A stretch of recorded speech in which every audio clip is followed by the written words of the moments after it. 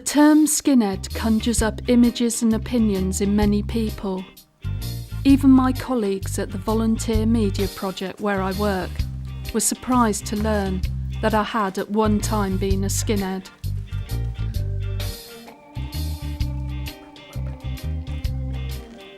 I'd certainly never felt represented in any skinhead film I'd ever seen. But would I be able to shed new light on an old stereotype? I wasn't sure. I'd not been an angel, and some things were going to be easier to talk about than others. Yet I felt compelled to try. I could start by opening the door into the world of history, music and friendship that had meant so much to me. I'd been in a variety of children's homes since I was 13, but it was in a girls' hostel on the Banbury Road in Oxford, called Home Lee, that my life as a skinhead began. Dandy Livingstone, sing out to me on my MP3 player, a message to you. Once a bus journey obsessing with a Crombie coat, now concerns for presentation. DM boots replaced with a set of heels, a businesswoman in a business suit. Thank you, skinhead girl, you were such a pearl, amongst a row of many, looking after me in my dark teen years, supporting me through my many fears. The square of Bonn displays tourists eating baguettes and drinking cappuccino takeaways. No more do I see the shaven and multicoloured heads. No more drunken walks to the multi-storey car park, where Saturday lovers would struggle with boots and braces entangled and entwined. Thank you, skinhead girl, through the passage of time, on the path of broken bottles, never asking for thanks along the way, your thoughts too absorbed in your day-to-day. I've been a barber for 45 years. Noticed them really coming in around about the 60s, late 60s, 70s, when you skinheads started coming in. Any particular turning point though that made you think I want to be a skinhead girl? Was that any? I don't ever remember thinking about it. It just was, and I think it led on from sort of the mods. All my friends would have been mods, but it was a time when mods sort of turned to suede head or skinhead. And we had these haircuts that. What was yours like? My haircut. My haircut was suede, very, very sort of cut short all around here, but it had these feathery bits little feathery bits here, and these feathery bits that came down. Did you actually have it shaved, or was it like just cropped short? Well, yeah, there's a little story about this the haircut, because there were these combs that you could buy from K-Tel and any good store like Woolworths, and they had razors in them, and you could do this, like comb your hair, and loads of hair would come out, but leave these feathery bits. And I had one session around my house in Marston when I lived there. All these girls came round and I gave them a suede head. And later that evening, two mothers came round. I could hear all this shouting going on with my dad and mum. And they'd come round because I'd done terrible things to their daughter's hair. At the start, I was following my brother, who is 5 years older than me, and a big skinhead. And I liked what he was doing. It made me a lot harder in some way, you know, from being this scruffy little girl that didn't have much stuff. I remember one time the girls had ganged up and were saying about they wished that I'd got run over by a bus on the way home, which upset me quite a bit. And following that night at the Brownies, we'd gone to a Sunday market, Blackbird Leys, and I saw a pair of 8-hole cherry red Dr. Mine boots, £3. I begged my dad if I could get these out of my pocket money and out of my paper round money. I did. I bought them, and that was it. When I put them on my feet, it was like I grew 6 foot. Well, we used to put tram lines in, numbers, all shapes, and then we put Oi into the back of your head. Oi had come from a record label that promoted working class street punk and skinhead music, and although my first love was reggae, I admit that I had a soft spot for at least one of the Oi bands. She was my eye, my weight, my size, in braces and blue jeans. She was my skinhead girl. She was my skinhead girl. She was my skinhead girl. She was my skinhead girl. I mean, the skinhead movement was to a certain extent very male, and I suppose people might wonder why, a young girl would be attracted to that. Have you got any thoughts on that? I think being a tomboy kind of helped. I wasn't girly. I wanted to be a boy. I liked the idea of being sort of masculine. I was a tree climbing girl.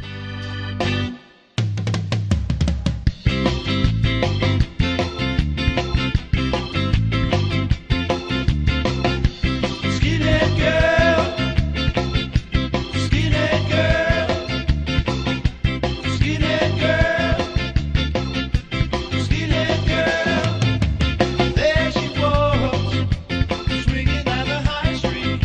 Yeah, and haircut short, boots and jeans. How I got into the skinhead movement, there was sort of two things going on really. One was I was kind of riding that two-tone wave, the revival of the skinhead, and getting really into those kind of bands, and I just got totally swept away in it, which was just brilliant. The other thing that was happening in my life at the time was that although I'd gone into care and I was in Homely Girls' Hostel at the time, I was still visiting my mother, and she'd been putting an awful lot of pressure on me to sleep with this guy who was an ex-boyfriend of hers, and he sort of openly boasted about being a pimp and having sex with sort of 10, 11-year-olds. I think the hostel I was in sort of got a whiff of this, and they cut off communication with her, which was actually the best thing that could have happened for me, because then I suddenly went off to the barber's with my newfound friend, and we both went and had skinhead grade 1s, and we had our heads completely shaved. What I really liked was being androgynous, really, because when I first became a skinhead girl, I had completely shaved head and I looked like a boy, and I'd had quite a lot of male sexual attention from the age of 10, 11 onwards. And for me it was like the first time that had stopped, because I did look like a boy and nobody was actually interested in me in that way, and it gave me the chance to be young again. I mean, the skinhead blokes around at the time were sort of treating me like a little sister, and I felt safer around skinhead men at that time than I had ever felt around any men, ever. When it was my generation of skinheads, we kind of always saw each other as equals. There wasn't any sexist stuff between us. We got on pretty well. I don't know what all skinhead blokes thought of me, but I certainly saw myself equal to them, as did the skinhead girls I hung out with. There was a sort of core element of skinhead blokes who actually liked strong women, and I think there were skinhead blokes who liked the fact that there were these skinhead girls who weren't going to take any shit. Skinhead girl, obviously been a skinhead boy. I was a skinhead since I was about 10, but I don't know, I just think they was quite sexy, the skinhead girls at the time. One thing that wasn't really tolerated by us was when you'd get sort of casual girls who weren't skinheads, coming onto the scene and then they'd fancy one of the skinhead blokes, and then they'd have a skinhead, and they'd appear, but they weren't sort of interested in you. The girls weren't skinheads when they come onto the square the first time. Maybe 2 days later they'd come back on the square and they got like the perfect skinhead girl haircut. I was trying to grow my fringe and the side bits and the backs for years. They come up and done it within a day. Asking where the skinhead guy was that they'd been with the day before, and oops.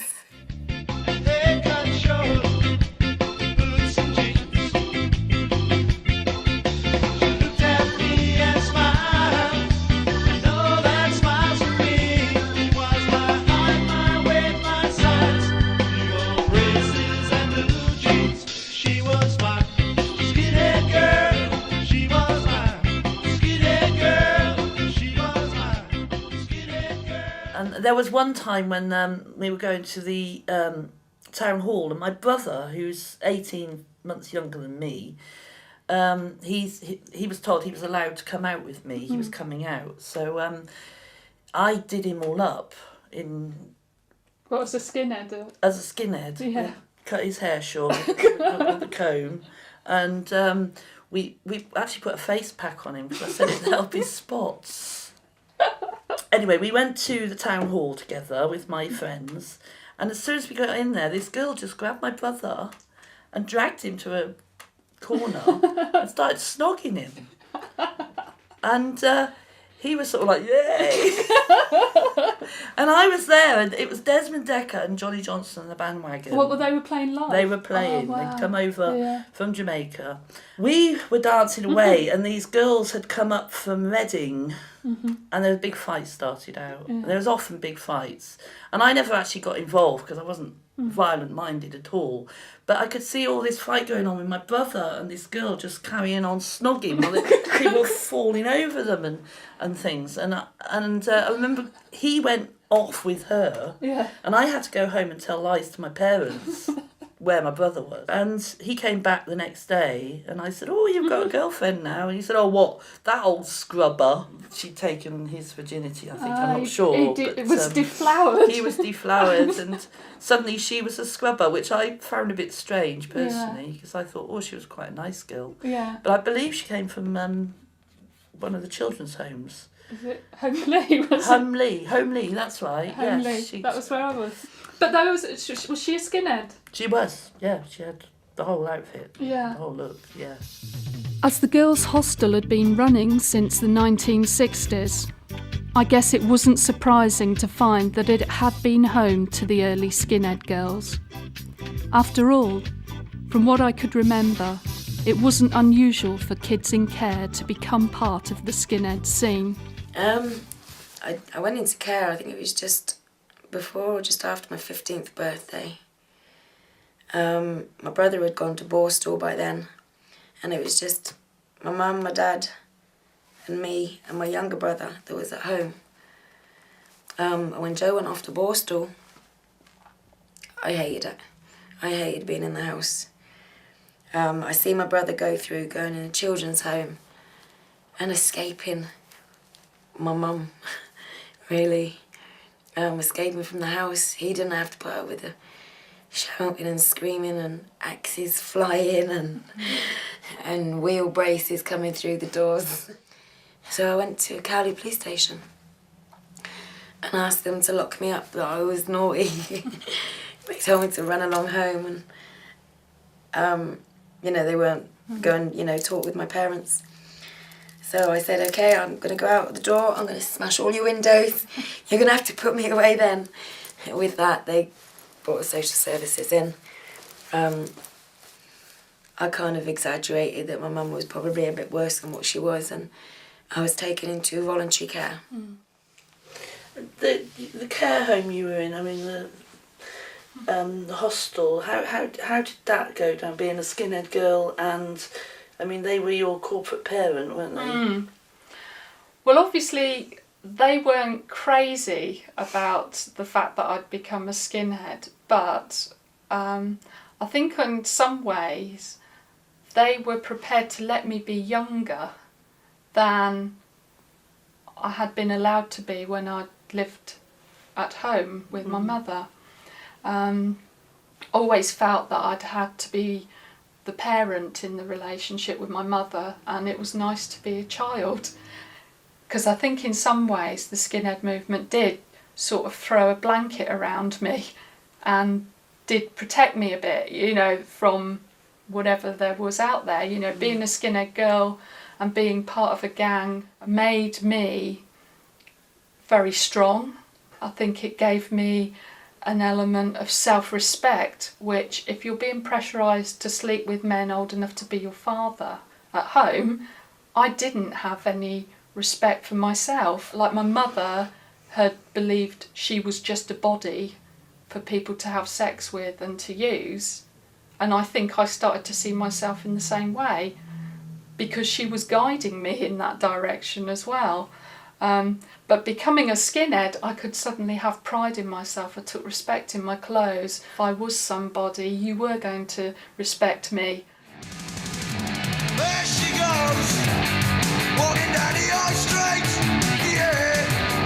Aircraft short, boots and jeans. I can believe my eyes, that girl was out of a book. She was my height, my weight, my size, in braces and blue jeans. She was my skinhead girl, she was my skinhead girl, she was my skinhead girl, she was my skinhead girl. I made up my mind, I'm gonna be courageous, yeah. Her hand in my hand. Actually, I think it was just jeans and khakis that I lived in. I didn't want to compete with, or couldn't compete with the other girls. I was an incredible snob about clothes. As a skinhead girl, I had stay press trousers, I had jeans, I had a Fred Perry's, so many Fred Perry's, sheepskin, Crombie, denims, Red Harrington, donkey jacket. I mean, I had a lot of clothes, DM boots, brogues, Dr. Martens shoes, loafers.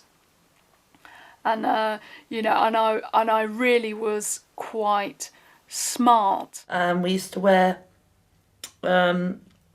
two-tone, which was Travera, I believe. It was a type of Travera, and it would change in the light. Yeah. And we'd have trousers like that. We'd have suits, and we'd have coats with little suede collars. And we had the shirts were very important. Fred Perry was the sort of sporty shirt. Yeah, I used to wear that. Ben Sherman, I had monkey boots. I loved my monkey boots. Yeah. Some people wore Dr. Martens. And the trousers always, what my mum used to say, looked like they had an argument with the shoes. I was the only skinhead I ever saw in Oxford that had the camel coloured Crombie, which was quite rare. Okay, and this is my Crombie, and I haven't opened it for absolutely years. I might need to stand back if it's really dusty. But anyway, here goes. Oh my God.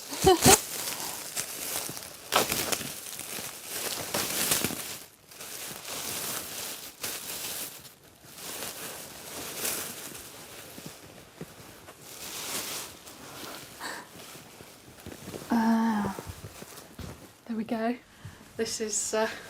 I'm not going to be able to actually fit into this. I doubt if I'm going to be able to do it up, because gravity and expansion have taken over, and my arse is far too big now.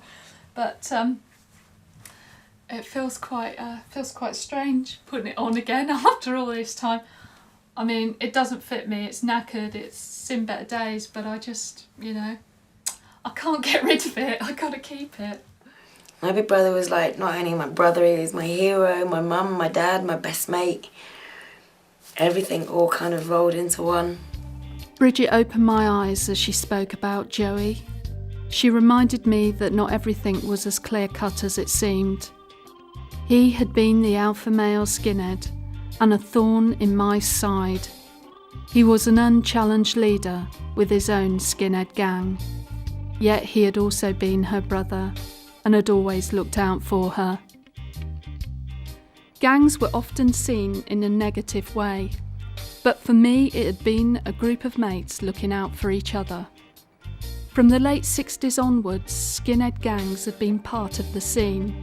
Throughout the country, and Oxfordshire, like many other places, had its own gang structure. From the small village gangs of skinheads to the bigger Oxford City gangs. Myself and a friend, Susan Dow, and there were 3 or 4 others that we always used to go out together. And we thought we were quite hard because one of us was 18.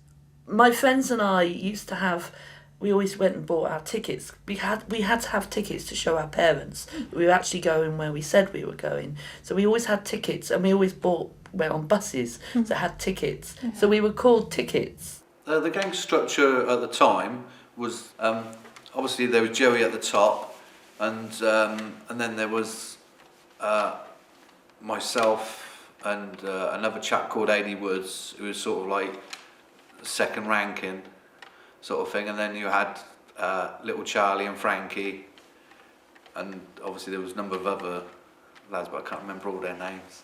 Most of the skinheads felt at ease with that because at the end of the day, you know, we didn't have to fight anybody else, you know, within that group, because it was just hard work, really. What sort of gang were you in? Well, I was in a girl gang. We were a group of skinhead girls. We mostly hung around Bond Square, which is the main monument in Oxford City. And there was myself, my best mate who was in care with me. She was a skinhead. There were 2 skinhead girls from Blackbird, Leeds. And then there was the alpha female who was actually an ex-skinhead. But she was also the ex-girlfriend of the alpha male skinhead, and she was hard. She was 6 foot. She beat blokes up. I mean, she did beat them up. What sort of things would you do when you hung around Bond Square? You know, I mean, what? Quite often it would be go to the back of Woolies, have some really stupid photographs taken in the photo booth, come back up, visit the outdoor girl counter, quick mascara and eyeshadow up the sleeve of that Harrington, get back down towards the shop and help yourself to the pick and mix on the way out the door. We never had any fights amongst ourselves. It was normally outside gangs and other women. I think it was mainly fighting with other girls, drunken behaviour, silly glue sniffing fights. Some of my contemporaries used to go student bashing. There was no such thing as racism, as far as I could tell. We were black and white. We were all mixed, and a lot of us white people wanted to be black. You know, it was cool to be black. It wasn't so cool to be white. But it was student bashing in those days, and football. Yeah. And I remember going up to the manor in my monkey boots and things, and hoping for a fight. Not that I wanted to fight. Yeah. But you know, it was what you did. Yes. There used to be a couple of fights, yeah. Sometimes it used to get out of hand.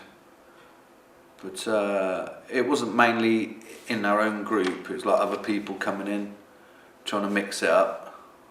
Was that other outside skinhead gangs or what? Yeah, a number of times it was, yeah. Yeah, we used to have other skinheads coming up, especially from London and that.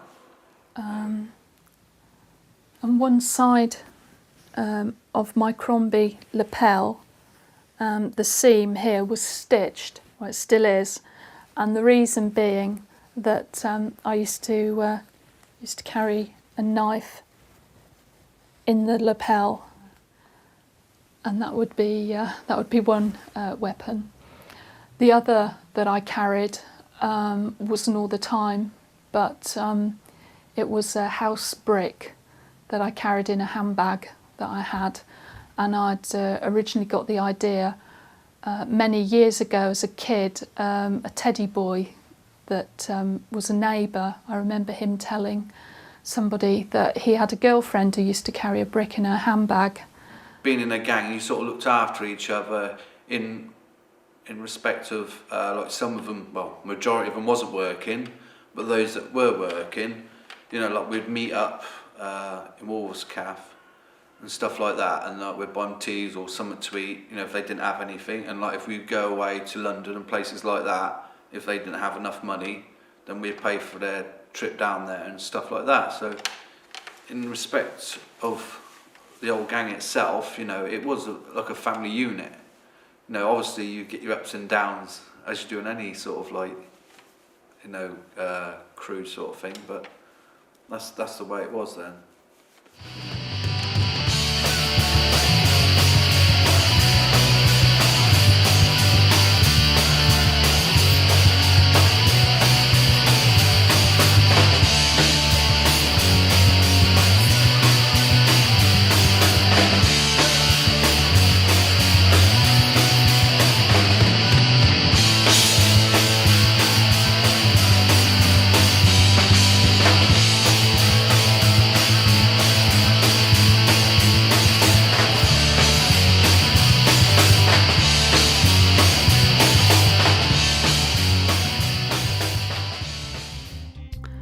Although skinheads voted across the political spectrum, many people still saw skinheads as thugs and racists, an image fed by the mainstream media, both in its news coverage and drama production.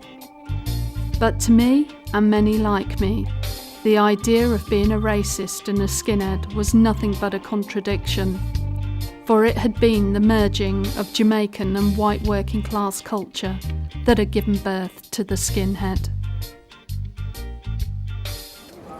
The bonehead departs, leaving his music behind.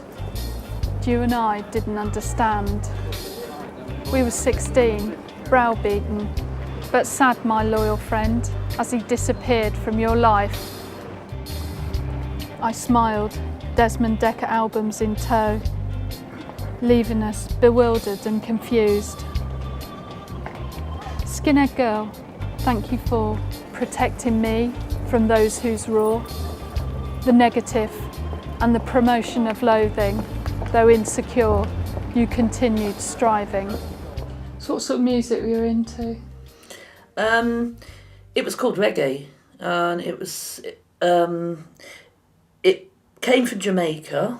A lot of my friends were black and of Jamaican origin, and it was kind of, some of it was sort of doctored to make it more Western. Like I said, Desmond Dekker, definitely, and it was sort of, that was the stuff that was in the charts. You never heard real reggae in the charts, not the traditional reggae I listen to now, because I'm still a reggae fan. But in those days, there was lots of sort of naughty reggae, and of course everybody loves naughty things when they're that age, 16, 17.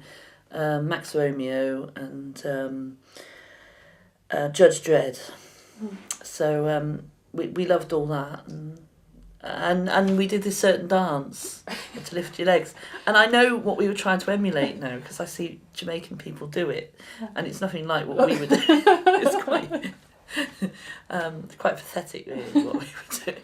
Musically, I was really into all the two-tone stuff, you know, Madness, Selector, the Specials, Suggs. I absolutely adored Suggs. I was madly in love with him.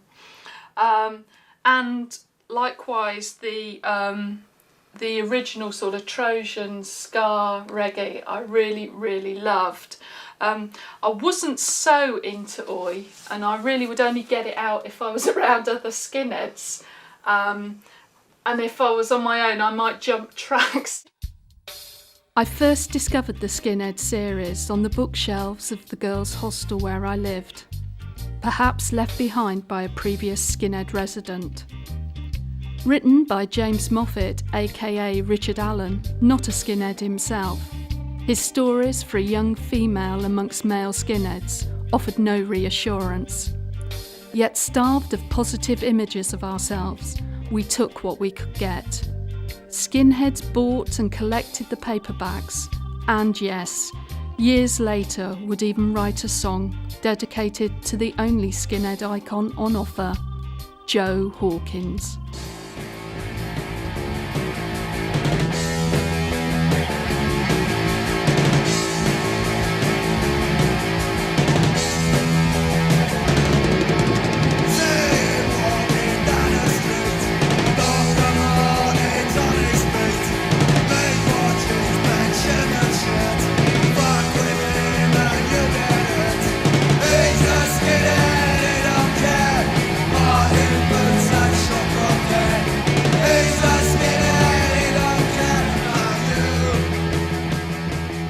You went to your friend's house, you got ready, you listened to reggae music on your record player.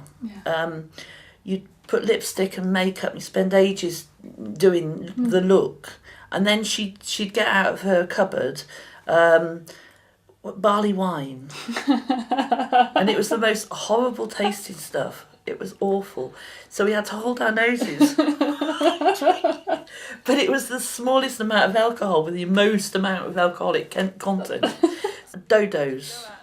God, dodos. We used to go to the chemist to get dodos. I did dodos. Yes. They were like, they were actually for bronchitis, weren't they? They were for opening up the tubes. That's right. And I know if you went to the chemist and you got a pack of dodos, if you took, I think it was like, you were meant to take one every 4 hours, but if you took 3 of them Yeah, at once. at once, Yeah. it was like really cheap speed. Yeah, it was speed, and you talk.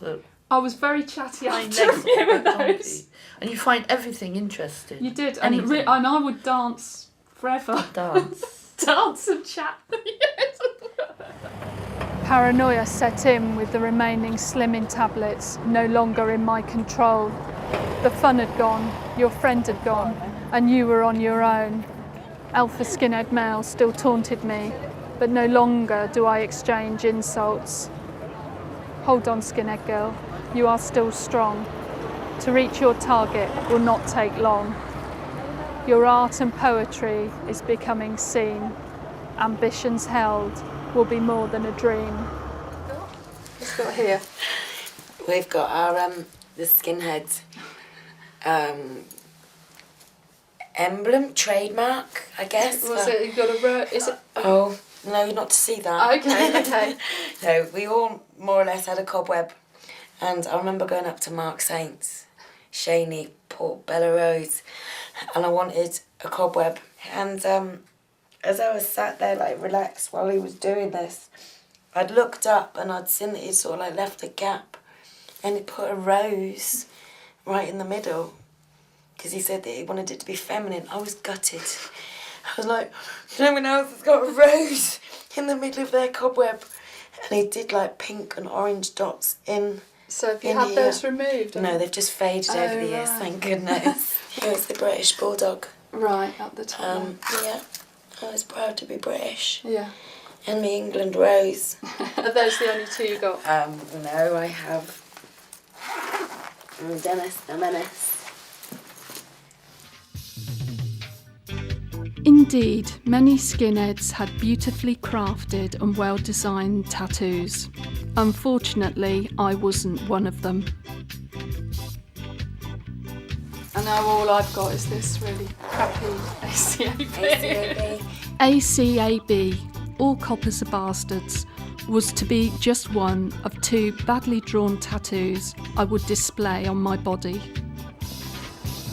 Poor Alpha Skinhead. Murmurs of womanising accompany rumours of rehabilitation. He was as lost as I, but my anger would not allow me to forgive. The olive branch he offers me I reject. He can do only one thing. Insulting continues. Skinhead girl, you made me learn fast. Forgiveness is important of someone's past. Forgiveness at that time was not on the table. In the future, you will be more able. The one-time brotherly friendships I'd had with some of the male skinheads came to an end, and the invisibleness I'd relished was fading fast. I found myself increasingly unable to cope with some of the attention. I think I think I wanted to be left alone, and I think having that time out gave me that sort of space to think. But then suddenly, you know, once the feather cut came in and I started to get attention again, it's like, shit, what do I do with this? You know, and that whole thing in my head about, you don't really like me, you're trying to trick me into thinking that you find me attractive. That would go on in my head and build up to a point where I'd feel quite aggressive. The skinhead love affair was what many skinheads hoped for. I both longed for and feared such a relationship. Yet a meeting of the minds, music and clothes didn't always go hand in hand. And when skinhead love turned sour, it could mean there was no turning back. I went into the relationship with a skinhead that I'd met from Hook Norton. And I was besotted with him. Maybe a year or so down the line, he'd got a prison sentence. And I'd always said, you know, there's no cheating in the relationship. And a friend of mine had come to me and said that my boyfriend had been sleeping with this one, and this one, and all skinheads, all supposed to be my friends. I went back to him, I told him. What, skinhead girls? Yeah, they were all, he'd gone round the gang.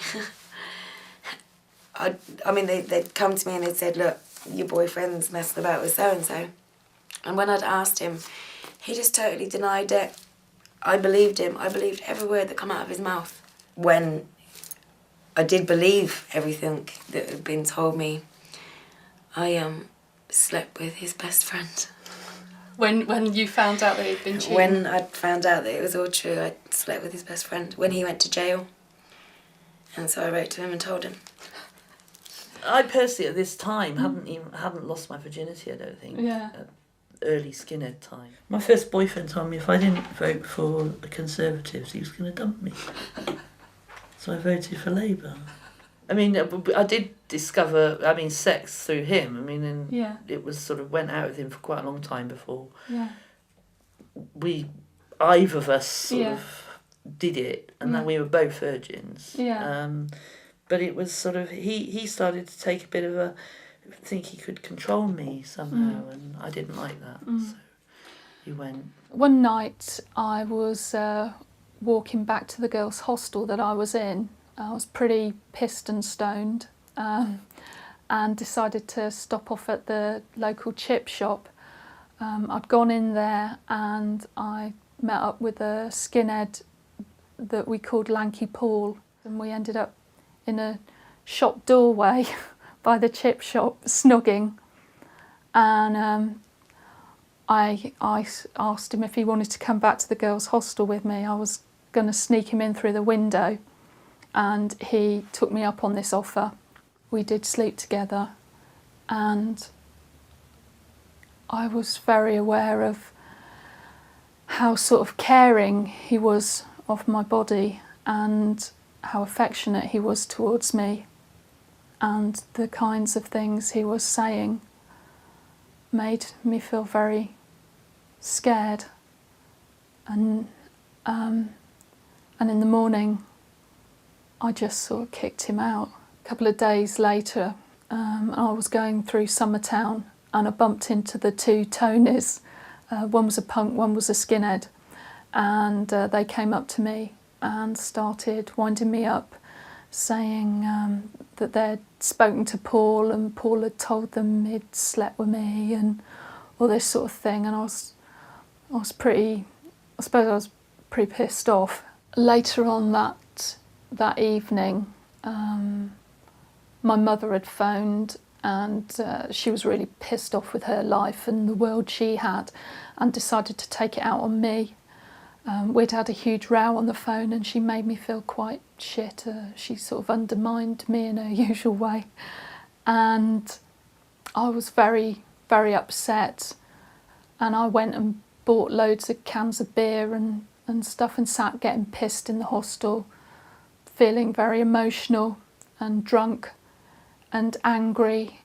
And I think what I did, because I didn't like to feel angry with my mother, it always made me feel very guilty, that I redirected all that anger and fury inside of me at this skinhead. And I went out with 2 of the girls from the hostel looking for him. We went down to the local pub and I sent them in there to get him out.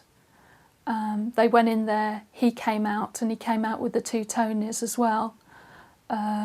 He came up to me, I was really pissed, and he walked up to me and I started shouting at him, and I tried to headbutt him. He's actually, you know, quite a bit taller than me, so I got his chin. He went to push me back. I think it was because I was all over the place. He pushed me up against a fence, and at this point I pulled out the knife and held it up against his throat. He moved and the blade did actually cut a bit of his neck, and at this point, you know, he kind of pulled me round to a garden, and while we were in the garden, you know, and I was holding the knife up to his throat, he just said, "Go on then, you know, if that's what you want to do, just do it." And when he gave me this option, I realised that I didn't actually want to cut his throat or to hurt him or anything, and I just put the knife away. I walked out of the garden and he followed me round, and I turned around and screamed at him, "You didn't shag me anyway." And he said, "No, I didn't." And he took the story back in front of his mates. I did think about it quite a lot afterwards, and I felt quite bad about it. I mean, the exaggeration game had taken over. I mean, you know, everybody was telling the story of how I'd pulled this knife out from my Crombie lapel and slit this skinhead's throat because he said he'd shagged me, and it all sounded very, you know, West Side Story or something. And I think I probably went along with it to a certain extent. He actually had told one of the girls who was with us that night, much later on, he'd said that he had wanted me to go out with him, that he'd actually wanted me to be his girlfriend. And I think I probably realised that at the time, but I was too scared of that sort of intimacy, and I think it frightened me. My experience with Paul had left me numb, and I realised the anger I'd felt at different times had often been directed at the wrong person. The weapon I'd carried for defence, I'd actually ended up initiating the use of it. I knew I had a long way to go, but she gave me a push in the right direction.